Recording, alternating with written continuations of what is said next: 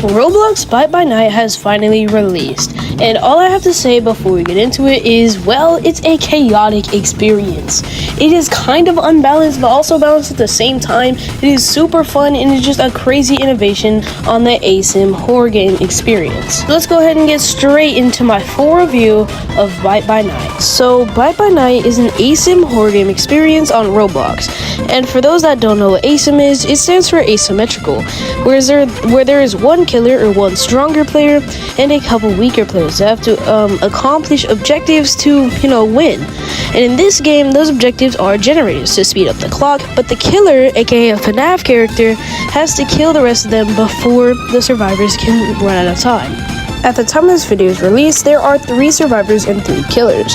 The 3 survivors are the customer, security guard, and fighter, and the 3 killers are Springtrap or the Rotten, Mimic or the Project, and Ennard or the Doppelganger. Now I'll quickly go over each survivor's main parts of their kit, and then I'll actually do a solidly deep breakdown on each killer before breaking them down deeper and how to play them in future videos. So the survivor is a sort of noob of this game. You start with him because he is free, and he has 2 abilities. One where you eat pizza and gain, I believe, 20 HP back, and one where you drink a soda, increasing your speed and overall mobility. The fighter is your guest 1337 of this game, where he basically parries and attacks. He has one ability where he slashes his axe and it runs on charges that are filled up by your second ability, parry, where basically if the enemy uses an M1 on you and you use this ability at the perfect time, they get stunned and you get a charge of your original ability. And then the security guard is pretty unique and costs the most out of the bunch, costing 900 scrap. He basically has a taser where he can charge it up over time and shoot it at the killer. Basically, it slows them down and they can't use any abilities but their primary attack. His other ability, his cameras, allow him to look at cameras throughout the map and spot the killer. Now, one thing this game does very well is its great map design. I believe at the time of this video's release, there are only 3 maps. There's this kitchen-like map where it's basically actually just a pizzeria from the first game. There's this sort of factory area, this industrial area where I believe they're making more of the Mimic, and there's this more outside area. Now, what this map does, what this whole multiple map system does, is it basically makes it to where each killer has their own advantage on each map. Now you may be wondering, how does each killer have their own advantage on each map? Well, that's what I'm explaining the killers for, so let's get straight into it, explaining the 3 killers. So the first killer we're explaining, and the first killer that you get is Springtrap, or the Rotten as his game calls him. He is a very simplistic killer in the way that he is a sort of slasher, he slashes and he throws his axe and he does a lot of things with his axe. So I'm not going to tell you every single ability and how it works, but basically all you need to know is that he is a slasher. His primary is your average slash attack, and he has a secondary mode where it's just fists. This just fist mode can be activated by throwing your axe. This axe though is extremely strong, and it has a bit of aim assist and does solid damage, while also applying bleed to whoever is hit by it. Now he does have other moves, but I'll go over that in a full depth breakdown. Next we're going to be going over my favorite killer to play, the Mimic. He is my perfect killer, my ideal killer to play, because I love the concept of adapting to situations, and his main gimmick is that he can adapt to situations. He has 3 different modes: strength, speed, and stealth. Now in base, which is your strength mode, which is where you start, you only have 2 moves: your ability to switch modes and your M1 attack. Now, while in strength, your M1 attack does significantly more damage, but in exchange, you are slower and, well, that's your only move. Your only move is your M1 and you're slower. This makes you easy to punish while in strength. Your speed mode, though, is the exact opposite. Your M1 does little to no damage, but you are extremely fast. You gain 1 extra move, and that is leap. Basically, you just leap a certain distance and do a low amount of damage to anyone caught. Have you ever played the Thanos LTM in Fortnite? It's kind of like his slam, except you don't start in the air, you just leap. Now his main form, which is the form I use the most, is your stealth form. Now while in the stealth form, you don't really gain any significant buffs. What you do gain is the ability for people to not hear your footsteps. Yes, that is right. Most killers in this game, you can tell they're there from a mile away because their footsteps are so loud because they are plankers. But while in stealth mode, they cannot hear your footsteps. This makes for an insane way to catch up even when they don't know you're there. Now, another move in this stealth kit that allows you to, catch up is your triangle or Y move, where you dig into the ground and basically you're just in the ground. Nobody can see you, nobody can hear you, but you can press the button again to rise up and knock people to the ground, allowing you to easily switch to strength mode and land a good strike. This is why I love him so much. All your freaking modes just can go in conjunction to do more damage, to do maximum damage. There's basically infinite potential to what you can do with this character. Now, I would break down the rest of his kit, but that's what the other videos are for. A deep down depth breakdown of his character, but that's not going to be this video. Now, before we continue on, you may be asking me, well, how do you even get these characters? It's simply by obtaining scrap. You get scrap by completing objectives, you get scrap by escaping chases, you get scrap by barricading doors, which yes is a mechanic in this game. Scrap is the worldwide currency for this, and you can use it to even buy things you can buy Robux with, which makes this an actually great game. It's not pay to win. Now, one thing that helps you get scrap is VIP. I'm not going to break down all the benefits, but VIP, which is a game pass, does actually help you get scrap at an increased rate. Now, the final killer we'll go over is Ennard. Now, Ennard is extremely broken, like super broken, and they have a ton of moves in their kit, so I'm not going to break it down.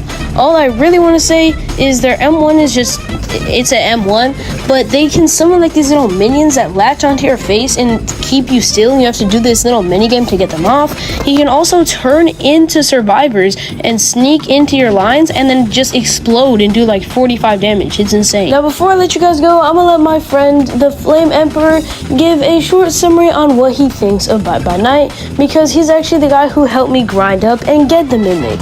So I'm gonna have him talk about what he thinks about it real fast. Just a precursor, this was supposed to go at the beginning of the video, but I made it to the end of the video and it actually took a minute to get this done. So yeah, just imagine this is at the beginning of the video. It's called Bye Bye Night. You survive from the animatronics trying to kill you. There's 3: Springtrap, Ennard, and Mimic. They all have unique kits and great abilities that they can use to win the round. Me personally, I love the game, and you should too. Anyway, without further ado, Yeah, he was gonna say something super cool, but I cut him off. I'm just that type of friend. Anyway, with that being said, hope you enjoyed this video and see you in the next one. Bye.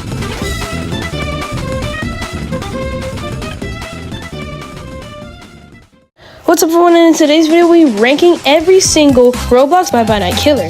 So basically how this will work is we're gonna rank every single Bye Bye Night killer in Roblox Bye Bye Night. Do not take this personally, these are my opinions and my opinions only. I have played every character and I understand them in many ways. So please do not take this personally. This is just my personal ranking and what I think of the characters. So with that being said, I'm gonna simply explain what to do and let's get into it. Now I'll be putting this on actually 2 tier lists, on 2 rankings. One for less experienced mid-tier players that don't know the mechanics of how this game works and hitboxes and stuff like that, and how good they'll be on actual experienced players that are familiar with hitboxes, familiar with maps, familiar with how to use the killers, so on, so on. So 3rd place on the less experienced player tier list goes to the Mimic. Now you may be wondering why would the Mimic be in last place? While he is easy to use for certain less experienced players, his full potential is nowhere near being able to cap out on less experienced players. Let me explain. Yes, it does show what modes you can have, and it doesn't really tell you though. It doesn't tell you what they do. It doesn't tell you that you can 3-shot with a strength mode. It doesn't tell you how to partner and switch between modes. And while I know that other killers don't tell you exactly how or what to do with them, it is a lot harder with the Mimic. The reason is it's punishing. Use one move wrong and it goes on a 45-second cooldown.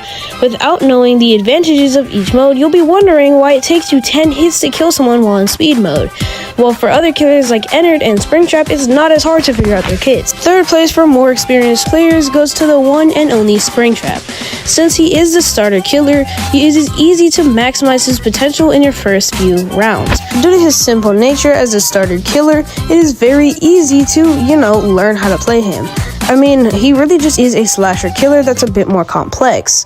The only real changes from the average slasher is the scream attack and the charge attack, because in my first rounds, I didn't even realize he had the charge attack.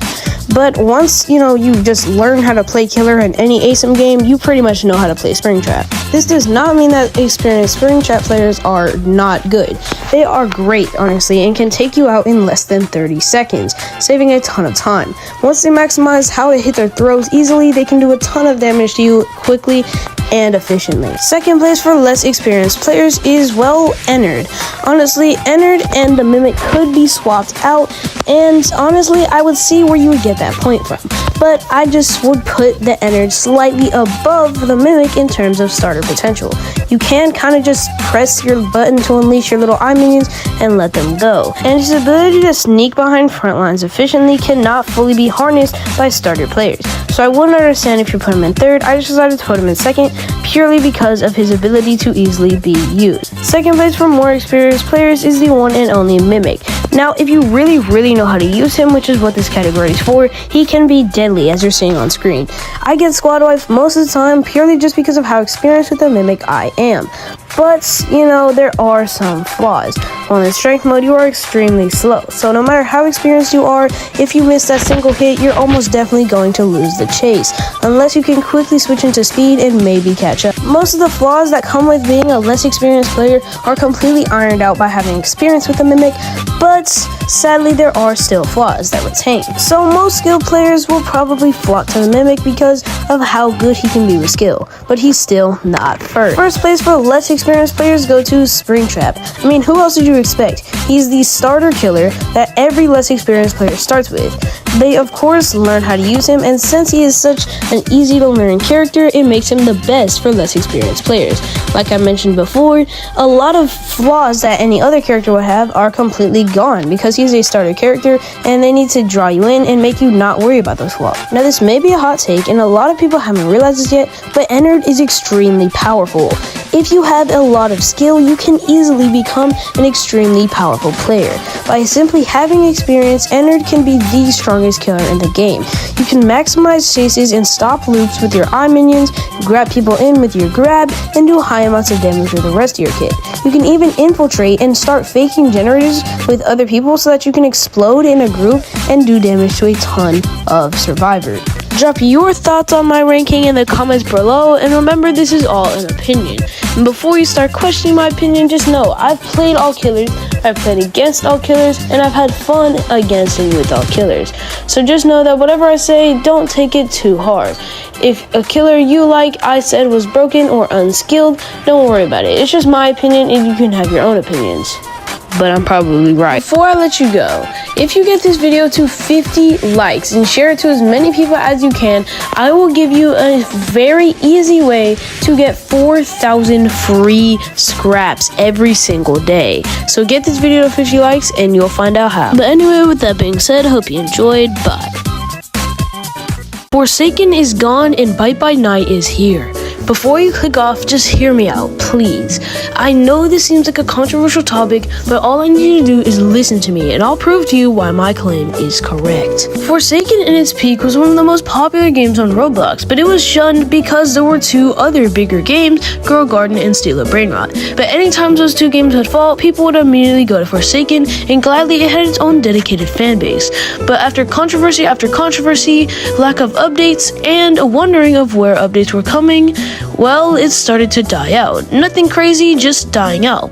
And then bigger controversies that I won't discuss started happening.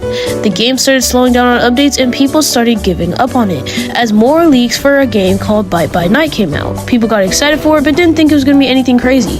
And then Bite by Night dropped and Forsaken was blown out of the water. Now, like I said before, Forsaken did have its dedicated fanbase because it was a solid game in its prime, and they are still updating it to this day and making it better with each update. But Bite by Night truly just destroyed it. All the dedicated fans, well, some stayed, but most honestly just left for a better and more detailed experience. My problem with Forsaken is the art style. They make an excuse that the whole pixelized, non-effort thing is an art style, but really we know what they're doing. They just don't want to put too much effort, so they're putting in this low poly art style, and it really just doesn't please me. I don't like it. But Bye Bye Night truly has a detailed art style. It is so detailed, and every time I play, I notice something new about the textures, or the character designs, or the kids. It's just so detailed, except for the descriptions, because the descriptions for the move are not dedicated at all. But the real question is, why exactly did Bye Bye Night beat Forsaken? Well, the answer is pretty simple. It's just better in so many ways. Like I said before, it is well detailed, except for the survivor kits. To be fair, the survivor kits don't have the greatest detail. The medic just heals, that's it. But one thing that is fun is playing fighter. While it is less of a detailed kit than the Guest 1337 and Forsaken, it is still cool to be able to actually use the weapon and not just your fist. Now, the actual security guard is a very unique take on the survivor class, and I do like that. Now, where this game really thrives is its killers. Like I described in the video before, which you should definitely go watch, all the killers are extremely unique and perform differently on different maps and against different survivors, and have their different ways to thrive, whether you're a less skilled or more skilled player. Again, please go watch my other video describing all the killers and ranking them. But these killers in this game are just truly what makes it good. They are real FNAF characters, and while they technically aren't officially licensed to this game yet, they just are the FNAF characters, and everyone knows that. They have the same iconic looks, same iconic sounds. Everything is down to the detail. It is completely lore accurate and completely visually and audibly accurate. They are fun to play, they are extremely fun to play against, and it's scary to play against them. It's legitimately scary to have a mimic in stealth mode run up behind you and drill into your skull. And that's honestly one element Forsaken is missing. It is not scary at all. It is goofy. I know it's not completely horror focused, but all the quote-unquote scariness is just from random encoded messages. Like when Guest 666 does that thing where it's run, hide. That's not scary. They're bright, colorful killers, and while I know I love Poppy Playtime, and I can't say that about Poppy Playtime, it actually does technically nail the horror aesthetic. Even though Poppy Playtime has colorful characters, the environments, while sometimes colorful, are still scary. Forsaken is the exact opposite. It's not scary whatsoever.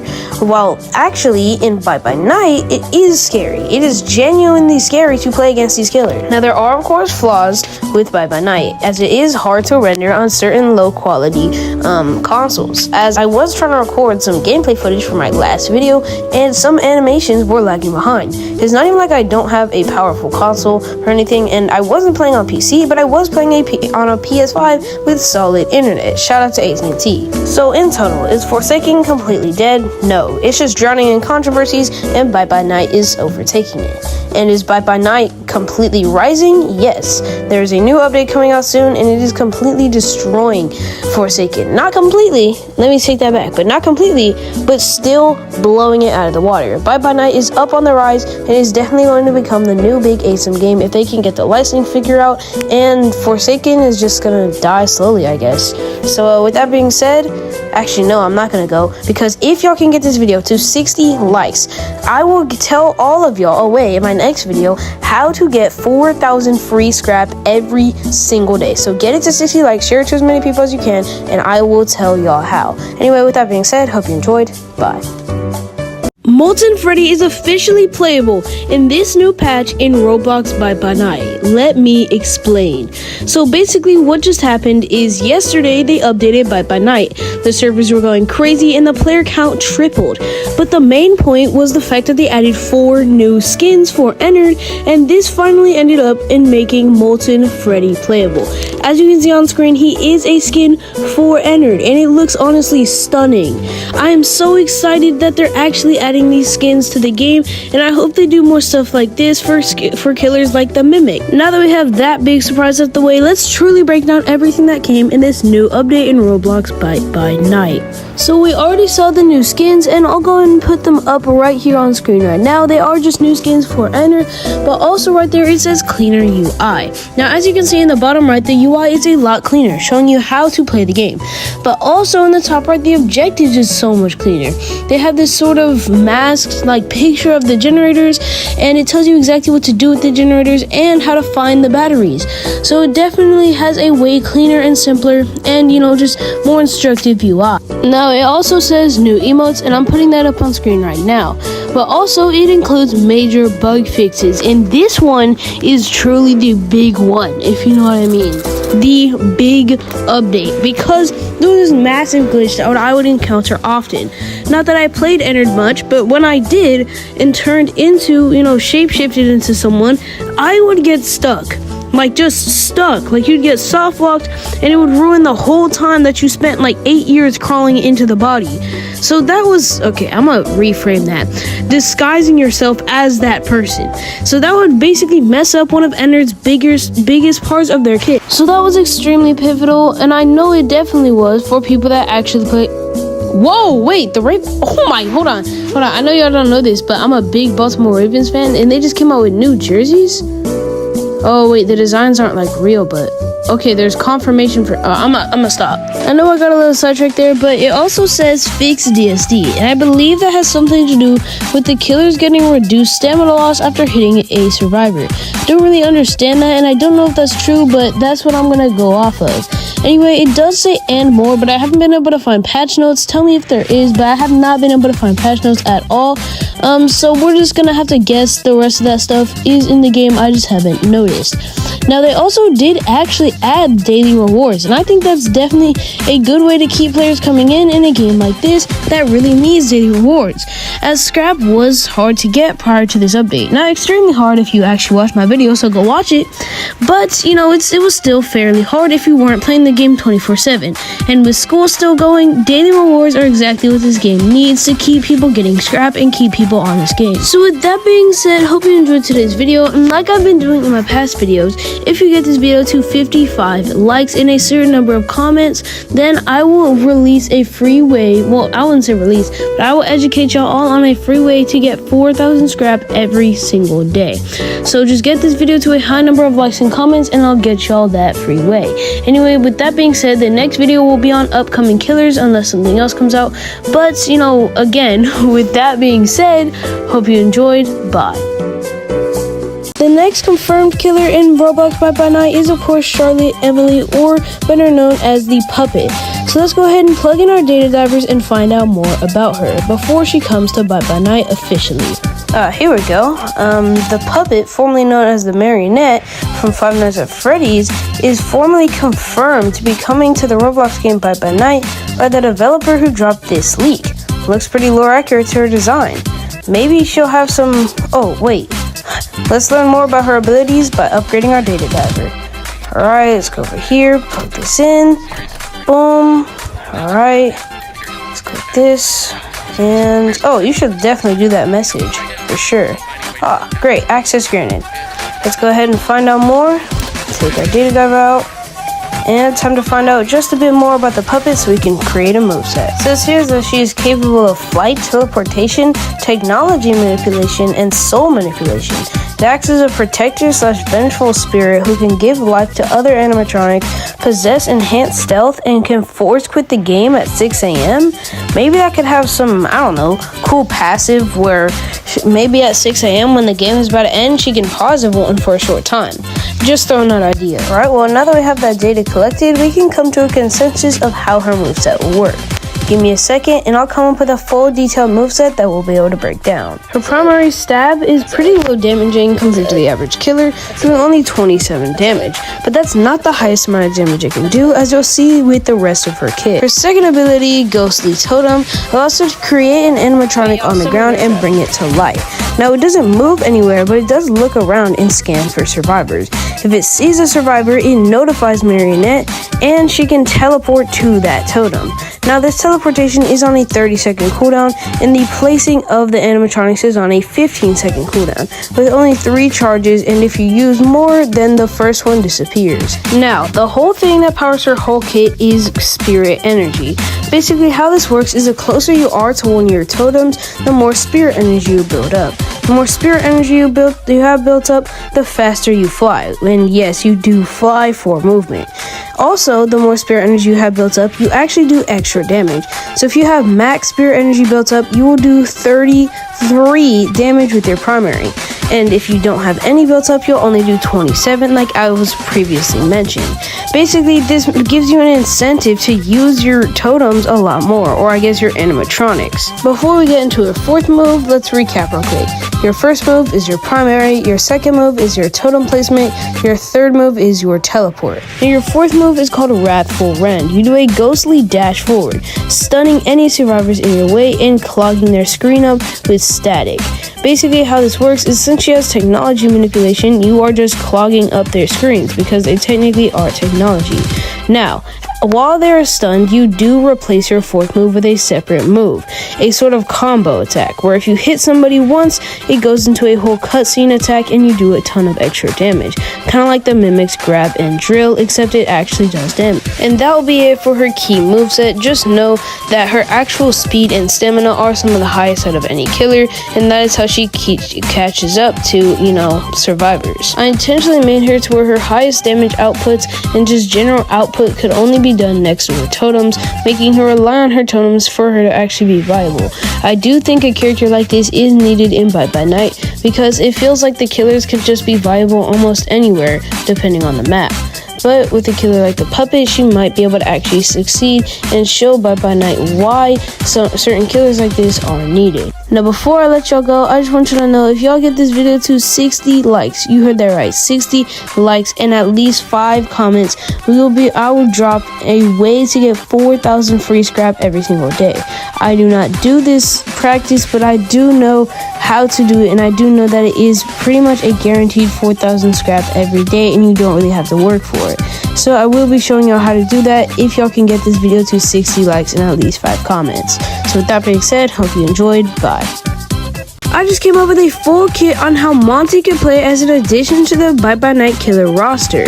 And let me tell you, he would be an absolute savage if they added him to this game. Making use of his powerful fist and sharp appendages, he would not need trickery whatsoever to cut down survivors with ease. But before we get into the moveset, if you don't mind subscribing, please do so, as it helps me out a ton. Anyway, with that being said, let's get straight into the moveset for Montgomery Gator in Roblox Bite by Night. His primary Gator-like strength uses his Gator-like strength to punch through opponents. Basically, how this works is it has extremely short range, kind of like Ender's primary, and a higher cooldown compared to most killer primaries, but also does extreme damage, doing 34 whole damage, and if you hit a survivor for the first time, they will be slightly stunned, allowing you to hit more even with the long cooldown. Now, before we move on, I'd like to premise that his normal walk speed and stamina is that of a bit higher than Ender's, but not anything crazy. Anyway, his second move, Gator Leap, is similar to the Mimic's Leap, where he leaps a certain distance and slams his hands down. Unlike the Mimic's Leap, which is on a pretty short cooldown and has a pretty long reach, Monty's, leap doesn't have as far as a reach or as short as a cooldown, but it does do a lot more damage. It has a wider AoE, and the target that it actually hits gets slammed to the ground, just like I'm showing on screen right now. It can be charged for longer reach, allowing you to pull off surprise attacks with higher damage than you would do normally. Your second move is called Violent Detachment, where you spin your upper half so fast that you start pulling in nearby survivors and doing low damage before popping yourself off of your waist. Basically, you become Ruined Monty, gaining enhanced speed and stamina as well as a new moveset. Your new primary one in your ruined state is a slash, where you jump up using your arms and slash twice, doing 30 damage, which is pretty low for Monty's average standards, and when you land back to the ground, you wait a second to get back up, and that acts as your cooldown. Your first ability while in your ruined state is Vicious Bite. You leap forward while biting, stunning opponents caught, and doing 35 damage. This has a low to moderate cooldown, unlike your second ability in your ruined state, which is a Jump. You jump up high and slam back down, bringing down opponents that are hit. Now, this doesn't do much damage, but it does have a wide AoE, and like I said before, it brings down opponents that are hit. Your third move while in your ruined state is, a spin, just like how you enter this form. You jump forward 3 times, spinning and slashing each time and pulling enemies near you. The first slash does low damage, the second slash does low damage again, but the third one does actually extra damage because, it's the final one. I decided to have another movement ability like this purely because of how much of a rushdown killer this version of Monty is. All these moves have low to moderate or even high cooldown, just because this insane level of mobility, shouldn't be spammable. Now, your Wednesday has a timer of 42 seconds. After 42 seconds, all your moves in this mode start doing way less damage, and the time to get back into your regular form is delayed. And your fourth move, has to do with that. It is how you get back into your regular form. You just cough up a ton of metal parts and start reassembling yourself piece by piece. Now, if it's before that 42-second timer is over, then, it's fast. But if it's after that 42-second timer, it is extremely slow. And with that being said, if y'all can get this video to 650 views and at least 15 likes, then I will give y'all all the way to get at least 4,000 free scrap every single day. So go ahead and reach those milestones, and I'll tell you the way to do that easily. And with that being said, hope you enjoyed. Bye.